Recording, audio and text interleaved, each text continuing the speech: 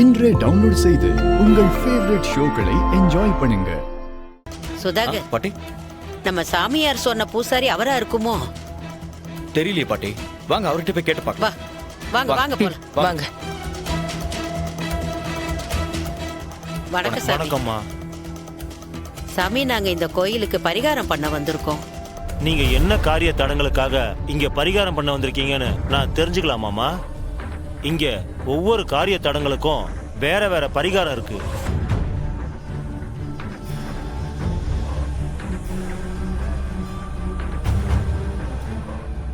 அது வந்து சாமி,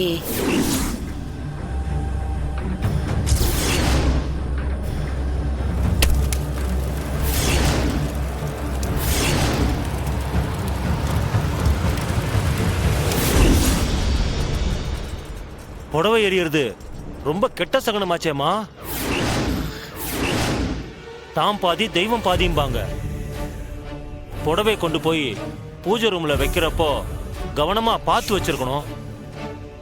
இல்லனா இப்படிதான் சங்கடங்கள் வரும். நீங்க வரப்போறத சாமியார் எனக்கு போன் பண்ணி சொன்னாரு. எல்லாம் கெட்ட நேரம் தான் சாமி. அப்படி சொல்லி நம்ம தப்பிச்சு போக முடியாதுமா. ஆண்டவனோட கணக்கு எப்பவுமே சரியாதான் இருக்கும்.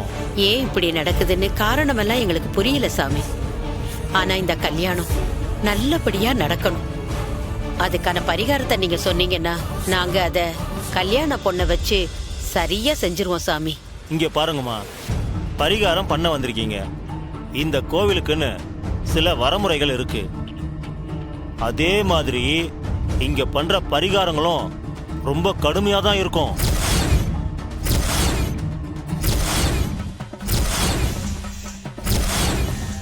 அதெல்லாம் மனசு கோணாம அந்த அம்மனை நினைச்சுக்கிட்டு பரிகாரத்தை எந்த குறையும் இல்லாம செய்யணும். அப்பதான் இந்த கல்யாணத்துல இருக்கிற தடை விலகும். சும்மா ஏனோ தானோன்னு செய்யற மாதிரி இருந்தா நீங்க இந்த பரிகாரமே பண்ண வேண்டாம். இதை ஏன் நான் சொல்றேன்னா, சில பேர் ரொம்ப கஷ்டமா இருக்குன்னு சொல்லி பரிகாரத்தை பாதியிலே விட்டுட்டு போயிடுறாங்க. அது இன்னும் அம்மனோட கோபத்தை அதிகப்படுத்திடும். இந்த கோவில்ல சக்தி வாய்ந்த துர்க்கை அம்மனோட சன்னதி இருக்கு.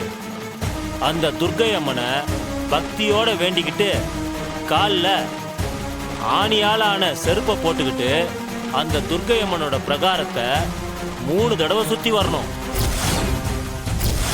ஐயோ,